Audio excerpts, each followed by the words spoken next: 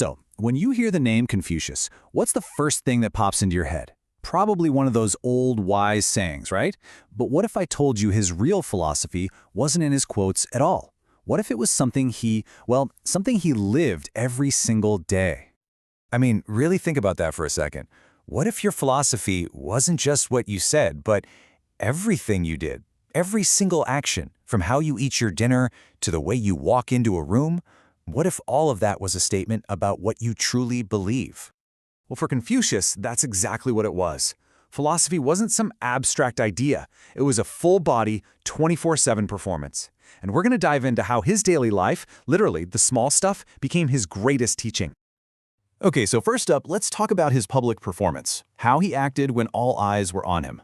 In the formal setting of the court, Confucius basically treated his life like a stage, where every single movement, every gesture really mattered.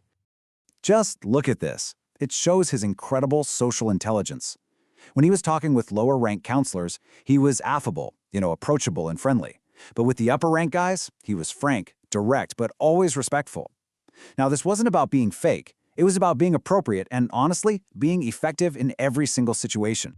And get this, it wasn't just how he talked, it was how he moved. This quote says he'd draw himself in when entering his lord's court, almost like the doorway was too small for him. I mean, can you picture that?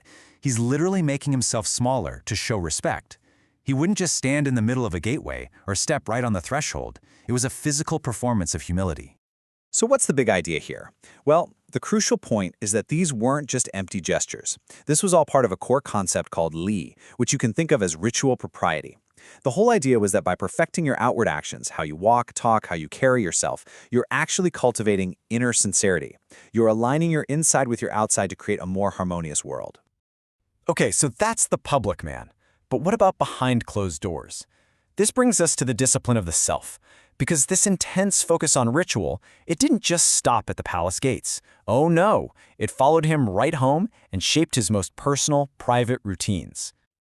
All right, just take a look at these rules for the dinner table. The level of detail is absolutely wild. No sour rice or spoiled fish. Okay, that makes sense. But also, no food with an off color or a bad smell. Everything had to be cut just so. And you had to have the proper sauce available. And check out this part. He never ate more meat than rice. He drank wine, sure, but never, ever to the point of confusion. It was all about precision and balance. And this discipline went beyond food. It was everything. Even his pajamas. Apparently, his night robe had to be 1.5 times his height. Now, why? Honestly, we're not totally sure. But it just goes to show you that for him, no detail was too small to be governed by a sense of order and purpose. This one might be my favorite detail of all. He did not sit unless his mat was straight. I mean, just think about that. He wouldn't even sit down unless his mat was perfectly aligned. And it's not just about being neat. It's this powerful idea that an ordered external environment reflects an ordered mind. If your space is a mess, maybe your thoughts are too. Okay, so we've got this guy who is super disciplined in public and in private. So the next logical question is, how did all of this affect the way he treated other people? How does all this ritual and discipline turn into, being a good person? Let's get into the art of interaction. This story right here is so telling. His stables catch fire. Now, stables back then were a huge asset, a lot of wealth tied up in them. And when he hears the news, what's his first question? Was anyone hurt? He didn't ask about the horses. He didn't ask about the financial loss. His immediate gut reaction was about the people. It's just a perfect, spontaneous example of his core value. Humans over property. Every time. And even something as simple as getting a gift was a whole ritual. So, say his lord sent him some uncooked food. He wouldn't just, toss it in the ancient equivalent of a fridge. No way. He would cook it immediately, and then, before he ate any of it, he'd offer some to his ancestors. A gift wasn't just for him. It was an event that connected him to his whole family line and his sense of duty. His whole sense of value was also, it was different from what we might expect. Check this out. When he got a gift of medicine, something for health and well-being, he bowed all the way to the ground. But when he was offered a gift of a carriage and horses, which was basically a luxury car back then, he didn't bow. For him, the purpose and the solemnity of the gift mattered way more than its price tag. And his sense of responsibility to others was just immense. I mean, listen to this. Whenever a friend died who had no kin, he said, "Let him be given a funeral from my house." He would personally take on the responsibility of giving a proper burial to any friend who died alone. His house became their final home. That's so much more than just being nice. That is a deep, profound sense of communal duty.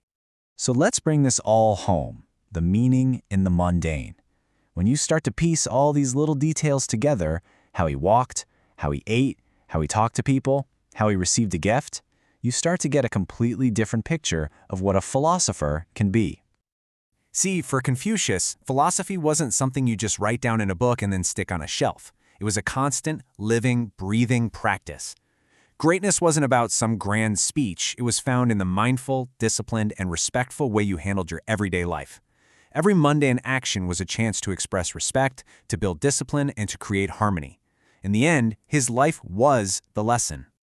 And that kind of leaves us with a pretty challenging question for ourselves, doesn't it? If your daily routine tells a story, what story are you telling? If someone were to watch every little thing you do all day, from how you answer an email to how you set the table for dinner, what philosophy would they see? What story does your life actually tell?